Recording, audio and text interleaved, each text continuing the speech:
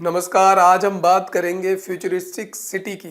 जो एक नया फ्यूचर कैसा होगा, जो स्मार्ट सिटी मिशन भारत में 10 साल से चल रहा है उसको भी कंपैरिजन करेंगे। इसके सामने की ये क्या प्लानिंग चल रही है। दो प्लानिंग चल रही है, एक सऊदी अरेबिया में चल रही है, एक दुबई में चल रही है। तो दोनों को देखेंगे कि आखिर उनके अंदर क्या ऐसी खूबियाँ हैं। अब आज के शहरों में क्या हुआ है कि जितनी मर्जी प्लानिंग कर ले, सड़कों से कंजेशन नहीं खत्म हो सकती। अगर ग्लोबल वार्मिंग, कार्बन फुटप्रिंट, इन सब की बात को पीछे भी छोड़ दें, मान लें कि तेल बिल्कुल फ्री में आ रहा है, उसके बाद भी जो शहरों का इंफ्रास्ट्रक्चर है वो इतना बेतरतीब हो गया। क्योंकि शुरुआती दौर में क्या था, किले के अंदर लोग रहा करते थे, वही शहर होता था। किले के अंदर रोज की जो ज़रूरतमंद चीज़ें होती थी वो मिल जाती थी। वहीं पर जो थोड़े बहुत कोई वैद हकीम था वो मिल जाता था। थोड़े बहुत स्कूल थे, पाठशाला थी, मदरसे थे, जो भी था वो सब वहीं पर मिल जाता था। लेकिन जैसे जैसे शहर बड़े होने लगे, खास करके पिछले 50-60 साल में, जैसे जैसे अर्बनाइजेशन बढ़ी है वो इतनी बेतरतीब बढ़ी कि पता ही नहीं लगा क्या करना है। अगर हम 100 साल पहले की प्लानिंग देखें, भारत में ही देखें, जो प्लानिंग अगर मॉडर्न समय में अंग्रेजों ने की, वहाँ पर क्या था, उनका सेक्रेटरीट, उनका हॉस्पिटल, सामने कोर्ट, सब कुछ एक जगह पर होता था। वहीं पर रेलवे स्टेशन होता था ताकि कोई भी असुविधा ना हो, सब कुछ वॉकिंग डिस्टेंस पे हो। लेकिन जैसे जैसे शहर बढ़ते चले गए, सब कुछ नया होता गया। अब ऐसा हो गया है कि अगर रेलवे स्टेशन शहर के उस कोने में है तो बस स्टैंड दूसरे कोने में है। अगर कोई बस से आएगा तो उसको रेलवे स्टेशन पहुंचने के लिए फिर शहर में 10 किलोमीटर जाना है। उसके बाद कोई अगर बड़ा हॉस्पिटल है वो तो तीसरे कोने में है। सरकार की सेक्रेटरीट है, बिल्डिंग है, डीसी ऑफिस है, डीएम ऑफिस है, वो दूसरे 10 किलोमीटर की दूरी पर है। तो सारे दिन पूरा शहर केवल सड़कों पे इधर से उधर भटक रहा है। स्कूल कॉलेज की तो बात ही अलग है, तमाम बिखर गए। उन्हीं चीज़ों को मद्देनजर रखते हुए, क्योंकि उनको कैसे भी कर लें हम, उनको सेट नहीं कर सकते, उन्हीं चीज़ों को मद्देनजर रखते हुए यहाँ पर एक नई प्लानिंग की जा रही है। यहाँ कहा जा रहा है जिगुरत पिरामिड।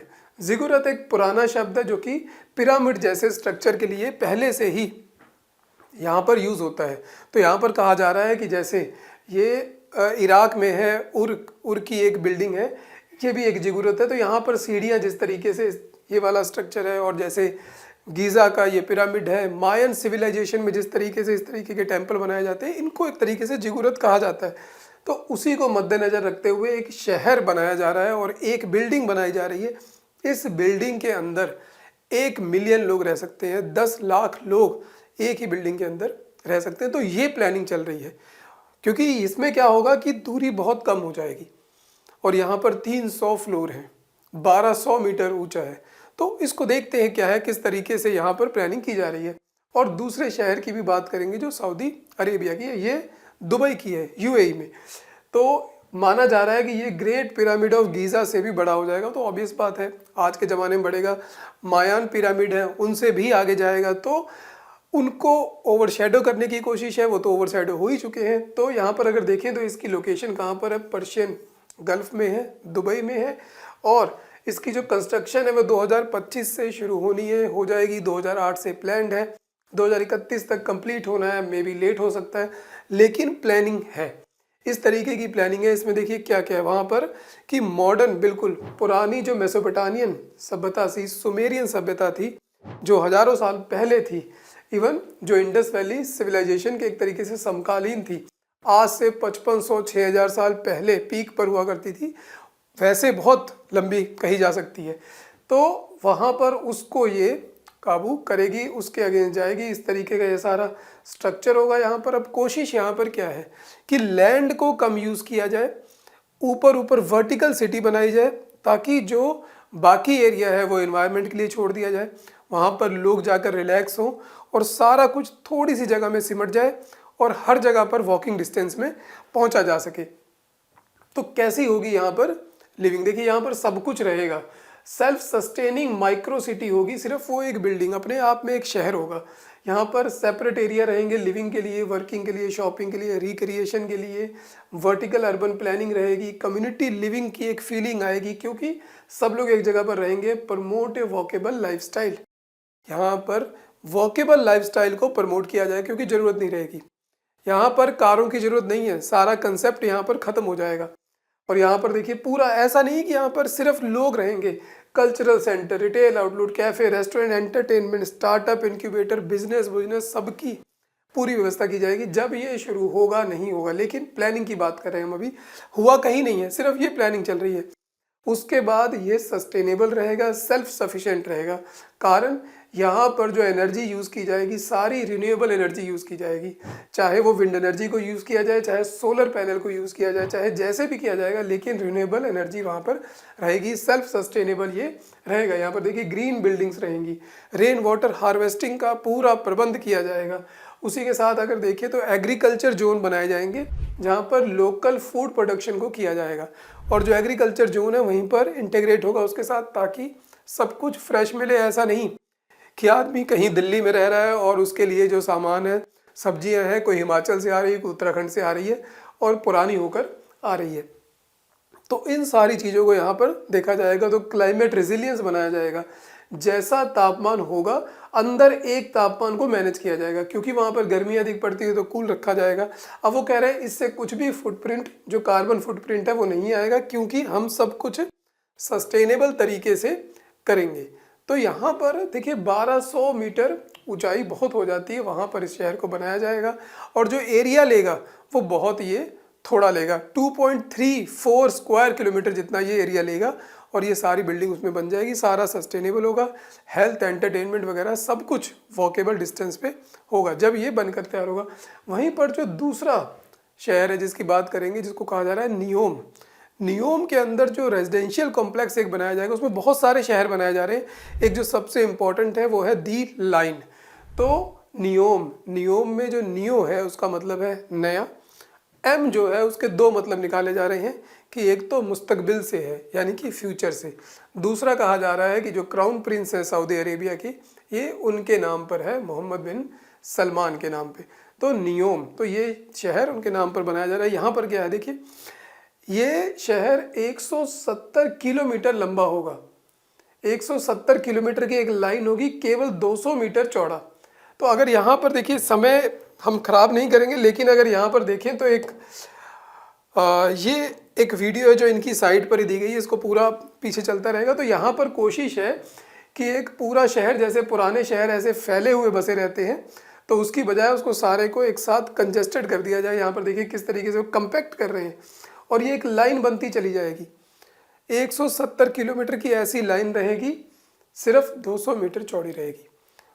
और यहाँ पर एक मॉड्यूल बनाए जाएंगे, छोटे छोटे मॉड्यूल्स रहेंगे। उन मॉड्यूल में क्या रहेगा कि सभी सुविधाएं एक दूसरे को मिलेंगी। जैसे यहाँ पर ये सब कुछ 3 डायमेंशन तरीके से, कैसे बनेगा क्या बनेगा कह नहीं सकते, लेकिन बात हम कर रहे हैं कि जैसे जैसे फ्यूचर बढ़ रहा है। तो यहाँ पर देखिए 500 मीटर ऊंचाई रहेगी इसकी। नो रोड, वहाँ पर भी कोई रोड कार की जरूरत नहीं, no cars, no emission, 100% renewable energy पर रहेगा। 95% of land will be preserved, उसको बचा लिया जाएगा। वहाँ पर खेलो कूदो कुछ भी बनाओ, वहाँ पर वो खाली रहेगा, सारा एग्रीकल्चर करो। यहाँ पर देखिए, यहाँ पर 9 मिलियन पीपल इस 170 किलोमीटर की इस लाइन में बसेंगे। 9 मिलियन का मतलब 90 लाख, 1 करोड़ आदमी 170 मीटर की एक लाइन में बसा होगा। ऐसा नहीं कि सबको एक दूसरी जगह पर जाना है, वहाँ पे मॉड्यूल्स रहेंगे, वो सब कुछ वॉकिंग डिस्टेंस पे रहेगा, 2 मिनट 3 मिनट की। उसको देखते हैं। हाई स्पीड रेल रहेगी, जो एंड टू एंड जो ट्रांजिट है 170 किलोमीटर की, वो 20 मिनट में कवर कर देगी। और इसके लिए जैसा हमने पहले ही कहा, नियोम इन्हीं के नाम पर है, Mohammed bin Salman, crown prince of Saudi Arabia. और इसकी लोकेशन पे ध्यान दें, बहुत स्ट्रेटजिक है।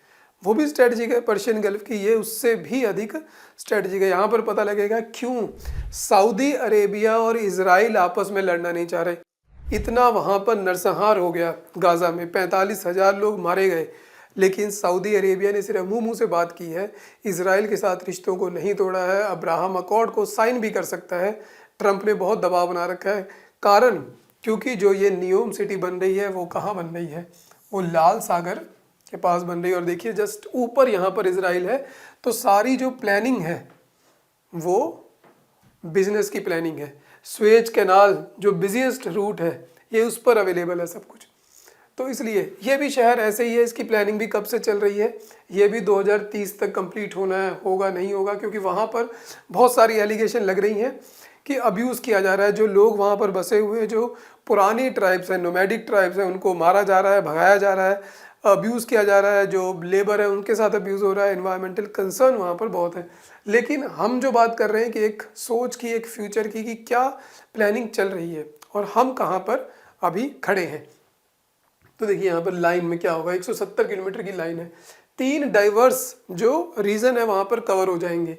वहाँ पर एक कोस्टल डेजर्ट भी कवर होगा, उसके अलावा बीच में पहाड़ भी आ जाएंगे, उसके ऊपर अपर वैली आ जाएगी पहाड़ के ऊपर जाके। तो तीनों एरिया वहाँ पर कवर हो जाएंगे। जिसको जो एरिया में रहना है रह ले, और नहीं भी रहना तो 20 मिनट में वो जा सकता है। उसके लिए कार की उसको ज़रूरत नहीं है। हाई स्पीड कनेक्टिविटी है, 20 मिनट में 170 किलोमीटर। तो फ्यूचर बहुत हाई फाई है यहाँ पर। अब कैसा बनेगा, कैसा होगा, वो कहा नहीं जा सकता। तो अगर यहाँ पर देखें तो ये इस तरीके से लाइन बन जाएगी पूरी, और इसको क्या, दोनों ये बिल्कुल मिरर्ड रहेंगे, बिल्कुल शीशे की तरह। ऊपर से ओपन रहेगा जहाँ से एयर वगैरह आएगी, बाकी सारा वो पैनल के रूप में यूज़ होगा। और उसके अलावा देखें तो 2 मिनट में ही अनइंटरप्टेड जो एक्सेस है वो नेचर के पास जा सकते हैं। 5 मिनट की वॉक में जा सकते हैं। वो कह रहे हैं कि देखिए अगर पूरा शहर कन्वेंशनल ऐसे बसा हो तो इसको सिर्फ इतनी सी जगह में बसाया जा सकता है और सभी लोग आराम से वहाँ पर कम्युनिकेशन कर सकते हैं। और ये ऐसी जगह पर लोकेटेड है जहाँ से 40% जो वर्ल्ड है उसको 6 घंटे में कवर किया जा सकता है बाय फ्लाइट आज के टाइम में। तो 40% वर्ल्ड को, और 40% वर्ल्ड में देखिए भारत भी आ रहा है, पूरा अफ्रीका आ रहा है, ऊपर यूरोप आ रहा है। तो लगभग पूरा कवर हो जा रहा है विश्व। एक अमेरिका को छोड़कर, अमेरिका कंटिनेंट को छोड़कर दोनों को, बाकी सब यहाँ पर कवर हो रहा है, एक ऑस्ट्रेलिया को छोड़ के। तो बहुत बड़ा जो प्लानिंग है वो मोहम्मद बिन सलमान की है। मजबूरी है, 13% जो ग्लोबल ट्रेड है वो स्वेज कैनाल से निकलता है। तो मजबूरी है, क्योंकि अब तेल की जो खपत है वो पूरी दुनिया में कम होने लगेगी। उनके पास तेल के अलावा कुछ है नहीं, खाली जगह बड़ी है, पॉपुलेशन है नहीं, तो क्या करेंगे।